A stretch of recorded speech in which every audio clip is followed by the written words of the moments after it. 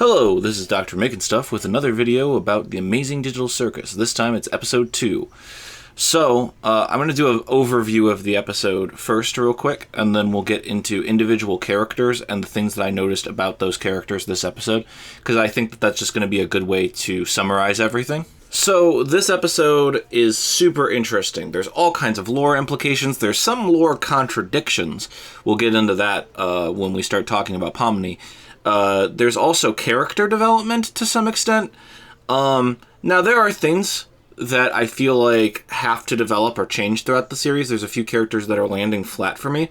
We'll talk about them when we get to them. But for the most part, I'm really enjoying Amazing Digital Circus. It's so fast-paced. There's so many jokes. And the drama really gets me. Like, there were scenes in this episode where I was like, wow, I really feel for that character, or wow, I really want that character to succeed. This episode made me see kind of what the future for Pomy is as a character, like what direction she can develop in, which I think gives the show a lot of longevity. We'll talk about that when we come to some of the other characters in the episode. But overall, there's intrigue, there's comedy. Everything episode 1 has, episode 2 has. I feel like it's even better designed. Like, there's these camera angles in this episode that are just like chef's kiss, right? When you're trying to show characters distance from each other, relative to each other, they'll use like some camera tricks. Yeah, there's just some absolutely amazing work going on here. There's some subtle music cues. Like, overall, if I had to speak on the quality of the episode itself without any like spoilers or anything like that, it's good. You should watch it. The review section of these are always going to be short because I have so many theories and so many observations about each episode that if I didn't make these like a minute, they would take up too much of the episode. But I thought I should just start by saying this was really a good start to this first season. Like, the pilot has been made episode 1. This is a very solid episode 2. But with that, let's get started when it comes to characters and observations. And the first one up is Zubal in this episode, is the first character that we're going to talk about. I'm going to talk about characters in order of how much I have to say about them. I feel like I have the least to say about Zubal, so Zubal's where we start. So Zubal doesn't want to take part in the adventure in the first episode and gets dragged along anyways. And in this episode, Zubal's just like, I'm not going. This does kind of contrast with Jax, who's all in on the adventure. Like, I do note that Jax is like, yeah, let's go explore that new AI or whatever, and Zubal's just like, yeah, I don't care. But it turns out that the twist with Zubal is that she's planning Cosmo's funeral the whole day, which I think gives the character some very necessary depth. If Zubal was just the character that was always like, oh, I'm not interested in anything that's going on around here, it would be like, what are you for? You're just here to poo-poo the party, right? But Zubal seems to care about things that matter and not about things that don't, which I think is an interesting direction to take Zubal's character. Apparently Zubal gets parts by going on adventures, so I wonder if there's a certain point, because Zubal's always shifting parts around, if Zubal gets to a point where Zubal's like, I'm too used to my body, I need to make changes, I need to add more parts, and then then Zubal has to go on the adventures. I almost said she. They are they, but I'm going to try using their name as much as I possibly can. But yeah, so Zubal may eventually become bored and need more parts, and so will start going on adventures. That'll be an interesting shakeup. Zubal also has different heads, and I theorized that changing Zubal's heads probably changes Zubal's voice as well, but we haven't seen that. But yeah, Zubal is planning Cosmo's funeral. You can notice, actually, that Zubal is wearing more black pieces with black stripes. The chest piece has black stripes on it, and the leg has black stripes on it. And I didn't notice that as a design element, but it's obvious that Zubal is dressed for a funeral, which is a really subtle but cool thing when you get down to it. Zubal also has things to say about Cosmo, which means Zubal was friends with Cosmo. So Zubal is not immutable to friendship. I'm excited to get to know Zubal's character. I feel like we haven't yet, but we're getting there. We're getting there. So, yeah, that's everything that I have to say about Zubal in this episode. Next up is Gangle. So, Gangle is a character that I don't really get yet. Gangle is one of the characters that is falling flat for me. Gangle only seems to have like one gimmick, which is the losing of the happy mask and then being sad. And so happy Gangle is only happy, and that's the only emotion that she can experience, seemingly. And sad Gangle is only sad. And there's not like a drama mask or like, I don't know. There just needs to be more masks, angry, something, I don't know. I want to see more versions of Gangle. And Gangle just gets kicked around by Jax the whole episode, you know? Gangle's just like sad and Jax is just like whatever. We do hear about a figure collection that apparently Gangle has and is embarrassed by. So Gangle has made like a figure of Ragatha, or likes Ragatha, and Jax threatens to tell. This gets Gangle to ram the truck when she otherwise wouldn't. But yeah, Gangle is a character that I just don't get at all. Like, it's falling extremely flat for me. I just need to see more from them. More masks, more complexity, more something. I don't know. I also don't understand the rules of how, like, when the mask breaks, how do they get the happy mask back eventually? Like, she is friends with Kaufmo, which, that's cool, that she had things to say at the funeral, that he drew Gangle a drawing. That's awesome. I just don't know Gangle at all. And I feel like the joke is basically that Gangle is somebody for Jax to treat poorly. And I'll talk about Jax here in a second, because I have complicated thoughts about him. He's not the next character, but I'll tackle him eventually, and I have plenty to say about his like lore and character in this episode. But while it works to give Jax something to do, it doesn't make Gangle look good, because why does nobody stick up for her? Why doesn't she stick up for herself? Right? It just... If the only thing that a character can feel is sad or bad, then you don't really have a character. You just have, like, a mood, and that's it. If it were really a drama mask instead of or a tragedy mask, and it was like, oh, woe is me, you know what I mean? Like, at least we could get some, like, poetic verse out of it, but that's not Gangle's flavor at all. Yeah, I don't know. I just don't like to see a character be a bootlicker, and that's what it feels like you get with Gangle right now. And I'm hoping that in the near future we get more. It's actually the only big criticism I have of the episode. I have a few, but one of the biggest ones is definitely the fact that I just don't have a resonance with Gangle's character yet, and it's going to take a little bit more for me to enjoy. Like, I'm not saying Gangle's not cute, or Gangle has a good voice. Like, I'm not saying that like, Gangle sucks. I'm just saying that, like, I'm not saying, oh, I never love this character. I could love Gangle. I just need more from her. Yeah. So up next is Kenar. So everything I said about Gangle, it just does not apply to Kenar. Kenar is awesome. Kenar is like, has to be one of my favorite characters so far. It's subtle stuff. It really is. But like, he's consistently funny. Nobody takes him seriously, but he always is trying to actually legitimately help. I don't know. Kenar's cool. And there's like a mystery to him. Like, how much does he know? Like, he says that he remembers something about Ragatha today. And Ragatha is basically like, what? You don't seem to have memories going that far back. And he's like, what did I remember? You know, like, and then he can throw an entire anchor to try to save Pomy. He's a real hero in this episode. Like, he's always trying to help out the crew. I feel like Kenar is a character that the more we find out about him, the more I'm interested. The more I'm like, how have you survived this long? Like, what do you know? What do you not know? Like, Kenar is just, he's a ball of mystery, but he also seems to be like a morally good character, which kind of contrasts. He's like a reverse version of Jax, right? Like, Jax is a ball of mystery, but he acts in ways that are kind of skeevy, as we'll get to when we get to his section. But Kenar is really, really a good guy, and he's got a whole bunch of mysteries. So the more we learn, the more I'm like, I'm sold on Kenar as a character. He seems like a really, really cool dude. And a funny dude. Like, he serves his purpose narratively, because he's never on screen and you're like, oh, I guess I'm just bored with this guy. You know what I mean?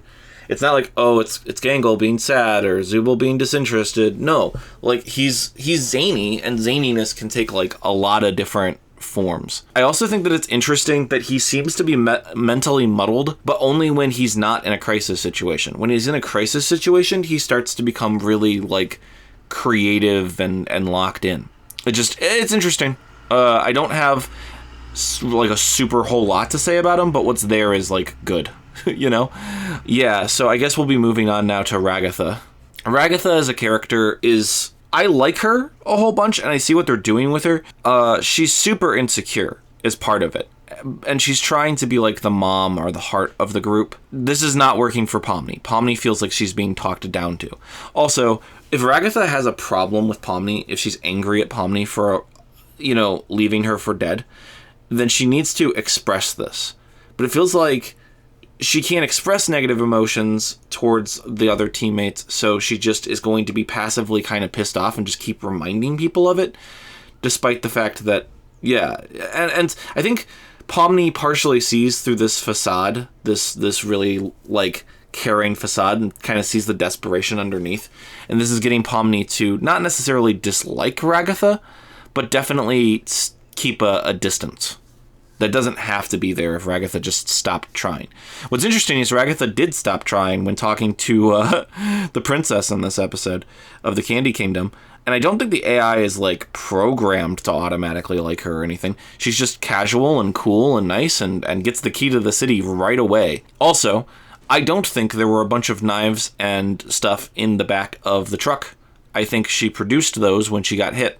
Her inventory glitched out. Part of Ragatha's character design is actually that there was a cleaver sticking out of her head in one of the very first drawings of her. So I think Ragatha actually has the ability to produce knives and cleavers and stuff. But yeah, she's cool. I want to see more from her. I feel like there's going to be conflict between her and Pomy. It's also interesting that she actually responded really, really poorly when she first got there, as Kenar noted. That, her response was not that different from Pomy's response. And just as we saw Pomy come into a more caring, empathetic role or whatever, we kind of saw Ragatha deal with, not existentialism necessarily, but worrying about somebody outside of herself too. I have a feeling that Pomy and Ragatha are characters that, because they're similar to each other, they'll have a natural disliking and distrust for each other for a while, but once it clicks, they'll be best friends. Now, there is a kind of a question when it comes to Ragatha. Does Ragatha care about the NPCs? Because on the one hand, right, Ragatha is so casual with the NPCs in a way that she's not the human character, so she doesn't see them as an emotional threat to her because she doesn't get nervous around them. But she does seem to note when Jax kills all of the NPCs by getting Fudge to attack them. She is like, wait, you still did that? So she does seem to kind of care. It'll be interesting to learn Ragatha's perspective on the NPCs eventually. We know Pomy's stance is that they're definitely people. Ragatha as a character didn't do much growing this episode, but I think that she's still interesting. I'm interested in characters' relationships to her. Why does Gangle have a figure? Why is Gangle embarrassed about it, right? Jax doesn't say anything negative to Ragatha necessarily. He doesn't seem to treat her as mean as he is to everybody else, but he also is such a counterbalance to the way that she feels about things. It just seems like he doesn't go out of his way to be mean, but also he doesn't listen to a thing that she says. Yeah, and then Kenar, has been paying attention to her, right? He's been paying attention to her emotional growth, which is something that she didn't expect from him at all. Yeah, I'm locked in when it comes to Ragatha's character. I feel like there's definitely area to explore still. When she wakes up Pomy and she's like, I understand if you're still asleep or if you don't want to talk to me, it wasn't your fault that you left me to die. It's like, wow, that's a really weird phrasing of that. I would be like, it's not your fault that you ran away, or don't worry, I'm not holding a grudge. You couldn't have saved me from the abstraction. But she's like, it's not your fault that you left me to die. That's an emphasis where it's like, if you're upset about that, be upset about that, right? Don't try to sugarcoat it, but you're actually mad. And that she does express throughout the adventure that she's worried that Pomy is having a bad time again, that she's not going to get ingratiated to the digital circus because of the fact that she's just having such a terrible time on each of these adventures. And I think that that's a fair concern for reasons that we'll talk about when we get to Pomy. But yeah, next up is Jax. So this passive-aggressive rabbit, emphasis on the aggressive part, woke up and shows violence this episode. Just wanted to see things go boom. He declares shotgun so that he can drive the truck, only to get a literal shotgun when he's dissatisfied with the driving of the truck. He tries to use Pomy as a grappling hook at one point. He's really just all over the place. He doesn't attend Kaufmo's funeral, and he has a very mixed emotional face about it. So maybe he's trying to run from his problems, and this is how he does that. He doesn't give a shit about the NPCs, who we now really know are self-aware. We'll get into that when I talk about like Pomni's section and Gummy Goo. But yeah, he's just completely ambivalent to this entire thing, and anything that isn't just like winning and destroying, and that's an interesting direction to take his character, because he really seemed to care about protecting everybody from the abstraction when it happened. Yeah, and then the key thing is back, him being able to duplicate or remove keys from people's inventories or whatever. Master Thief Jax is here. But yeah, he's really just cruel to Gangle the entire episode. And some of the things he says are funny, sure, but there's like a real dark edge to it. And I get the sense that he views most of these guys as tools or something. I don't know. If he does care for them, it's layered under layers of like freaking out. You know, like he's constantly aggroed. Jax is willing to use his unique key stealing ability to offer the fudge monster a chance to eat all of the candy people so that he can get the syrup there faster, so that he can leave faster, because he is disappointed with the amount of violence in this adventure. He's so not happy with anything that he is willing to watch the entire place burn for his own satisfaction. That's a lot. Especially because he's got to know on some level that the AI characters are self-aware. I mean, Kane obviously is able to change his opinions based off of the things people tell him, at least to some extent. Bubble cusses in this episode. Like, there's evidence all around them that these AIs are adaptive and are self-aware. And he just is like, screw it, burn down the whole town. These are video game characters. I am not pleased, you know? This is him rage quitting this entire episode. Yeah, we don't quite know what his deal is. He is mysterious. He does know a lot. But I'm still like, I don't want him to just fall into being mean to everybody always. He needs to be legitimately funny. I feel like I can excuse this behavior if this was the response to Kaufmo's death. Like, he knew that the funeral was today, and that's the reason he was so on edge. Because he doesn't consider abstraction funeral. He talks to Kaufmo normally when he realizes he's abstracted at first. So, if this is his response to this whole thing, okay. But next episode, he has to be, like, legitimately funny, and we have to see that caring side come out again, in order for him to keep the level of complexity that he previously had in episode 1. But that's basically everything I have to say about Jax. Now on to Pomni. So Pomni starts this episode basically like having a dream, which we were told in episode 1 that they can't sleep. And yet Ratha addresses Pomni as if she's been sleeping. I don't understand what the rules are when it comes to sleeping. Like, if a character stays idle long enough, will they just trip balls, but it's not like a regenerative sleep? You see weird glowing shapes, and like the dream is definitely like weird and different, but she has her eyes closed, she's in a bed, she's startled when she wakes up. These are usual signs of sleeping. So is sleeping possible in the digital circus, or isn't it? In the dream, she's falling into an abyss, abstracting on one arm, and nobody catches her. By the end of the dream, when she envisions this same kind of scenario, she envisions everybody catching her because she realizes that they are actually a community, that she can get friends and attachments, that the things that she does matters, and people remember those who are lost, right? And you can just tell that it changes her perspective. Kaufmo's funeral really changes her perspective. Not only that, but dealing with somebody else with an existential crisis in the form of Gummy Goo, which we're going to talk about Pomy and Gummy Goo at the same time. I'm going to talk about Pomni first, kind of, and then I'll sort of talk about Gummy Goo, but they're so intertwined that I can't really talk about them separately, so we're going to do them at, like, the same time. But yeah, Pomni and Gummy Goo are both in two stages of the same kind of thing. Pomni is in the digital circus now. She's in a video game world. She's not in the real world. She's dealing with that, right? Gummy Goo is just realizing that he's not real. He's kind of left his regular reality behind, or as Pomni puts it, his entire reality has been destroyed. And so they sort of find each other. And she's able to help. And she has not opened up to anybody or been this friendly with anybody the entire time she's been there. Gummy Goo is the best friend Pomni has ever had. We'll get to that. So at the beginning of the episode, after Ratha wakes her and casually drops like, oh, don't feel bad about leaving me for dead, Pomni is like, okay, so basically our everyday is going on these adventures, so we basically do LARPing. And she does not sound impressed at all. And then Ragatha tries to hype her up for the adventure, and she's like, you don't have to hype me up, I'm not a child. Meaning that she feels talked down to by Ragatha. Pomni does not like having her feelings manipulated. She doesn't like being talked down to. This is probably because she feels like people treat her as lesser. Later on in the episode, she'll talk about feeling like she's nothing, and how that feeling is normal to her.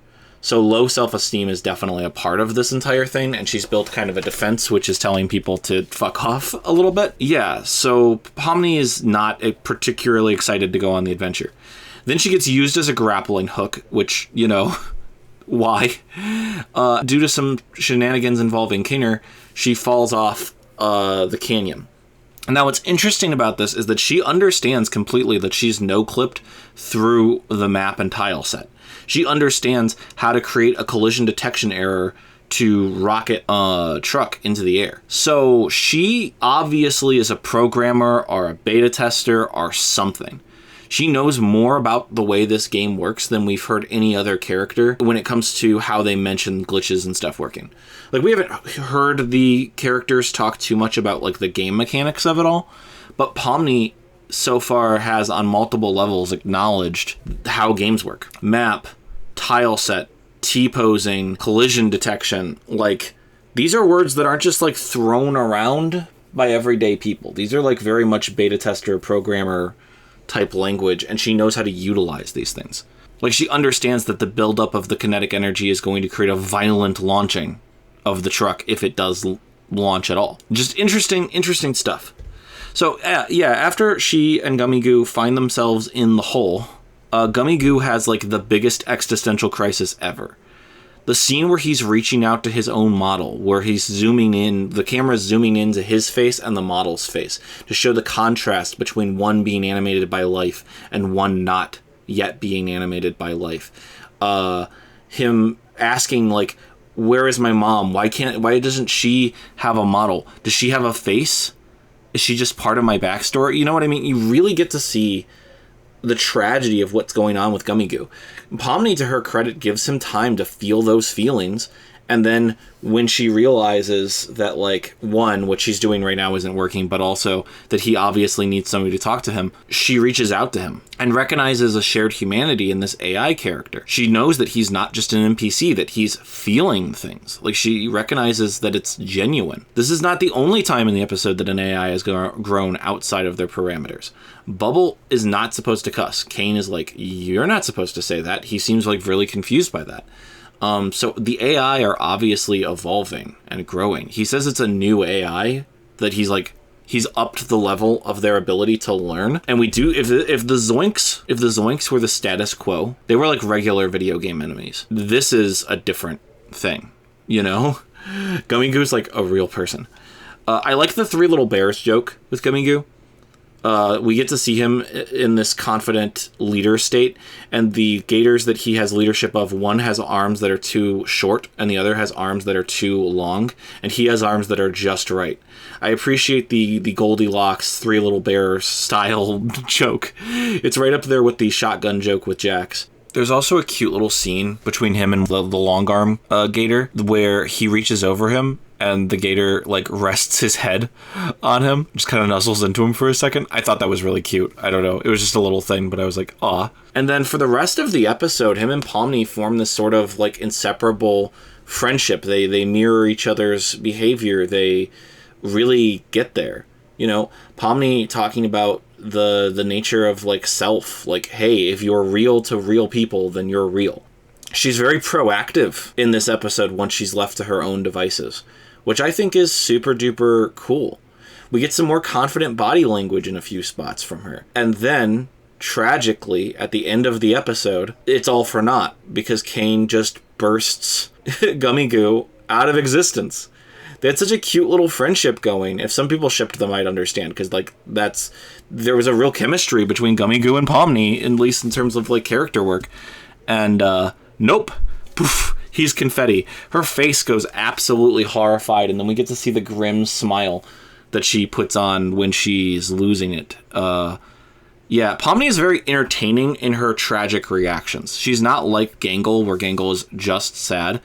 There's a whole range. There's anger and weird laughing out of nervousness, and there's like Pomni has a more complex dread that makes her character that much more interesting than being just upset that she's there, right? Yeah, we see at the end of the episode that she comes to understand that she is not alone in this place, that she can express these feelings to other people, that she would not just fall into abstraction without being mourned. When she sees Kaufmo's funeral, she sees a community, and that makes it possible for the digital circus to be home in a way. Her being willing to bring him to the digital circus as like, this is a better, freer place for you, shows a level of growth too. She's not just dreading the place where they all live. Yeah, it does suck. It does suck that Gummy Goo dies. I mean, at least he got to say goodbye to his partners. But, like, yeah, he seemed like he was excited to be in the digital circus, and then it's just like, you can't be here, poof, from Kane. Also, why would Kane have issues remembering who he made and who he didn't make? Wouldn't he remember making Gummy Goo? Wouldn't he remember not making Pomni? If the real humans, quote unquote, the real human characters are actually humans, are actually players, and not, you know, memory cards or AIs or whatever, then why in his system would he have a hard time recognizing one from the other? Why is Gummy Goo's death necessary? He says it would get really confusing on who's the AI and who's the player if Gummy Goo was kept around. Is that because from Kane's perspective, there's not that much of a difference? Food for thought. But yeah, Gummy Goo was just so cool. And his motivation, like, okay, his backstory is that he has to get syrup to his mom because she's dying or whatever. Like, the village needs syrup and the Candy Kingdom is hoarding it. One, it wasn't necessary to go that hard on his backstory. He doesn't know that his backstory is fake. I also thought it was interesting that, like, the characters are still doing stuff before the players come. So before the players even get to the Gummy Goo game, everybody is talking. Everybody's interacting. So it's like, how real are these places? Which kind of casts a shadow on Jax's future actions of letting the fudge monster eat them. He doesn't even look at the fudge monster eating them. Like, yes, I say he would watch the whole town burn, but that would have been earlier on when he could have still derived some joy from the level. He was so burnt out on it by the end that he just walks through the portal. He doesn't even watch the fudge monster kill everybody. He just smiles about it. Poor Gummy Goo. Now, apparently these characters can be reused. His model is still in the tile set, right? So he can be brought back, but will he remember anything? I doubt that these places remember how their future their past adventures went, really, you know? His AI will just be reset, and he'll think like, oh, I got the syrup from my mom, or whatever. I also think it's interesting that the AIs see Kane as a god. Kane has programmed these people to refer to him as God. He has a stained glass mural of himself. Kane, for the most part, seems pretty benevolent in terms of wanting to watch after the players, but there's little hints of weirdness of him knowing stuff or not knowing stuff that he needs to, or just being weird. Blowing up Gummy Goo is definitely one of those things. But yeah, Pomni at the end knows that she's no longer alone. She knows she can make friends. She knows that her friends will remember her if she were to die. It'll be interesting to see, of the core crew, who is the first person that Pomni will make actual friends with. Ragatha definitely wants to be that first person, but I feel like it's more likely to be like Kenar. Kenar is a nice, even-keeled character to a certain extent that I feel like Pomni could actually really bond with. It's going to be Kenar or Zubal or Gangle. I don't think it's going to be Jax or Ragatha. They have the most extreme personalities that require the most handling to a certain extent. I could see Pomni eventually becoming very good friends with Jax, but I don't think that that's going to be her first friend in the digital circus. I could be wrong about that. I mean, her real first friend was Gummy Goo, but Gummy Goo died. R.I.P. Gummy Goo. So the first of the human characters that she's friends with, yeah, I think it'll be a character that we don't see as much of. Kenar, Zubal, or Gangle, for sure. But this, like I've said previously, this was an amazing episode of Digital Circus. I can't wait for more. Theories abound. That's all for this episode of Amazing Digital Circus. This has been Dr. Making Stuff, signing out. See you in the next one. I hope you're looking forward to it as much as I am.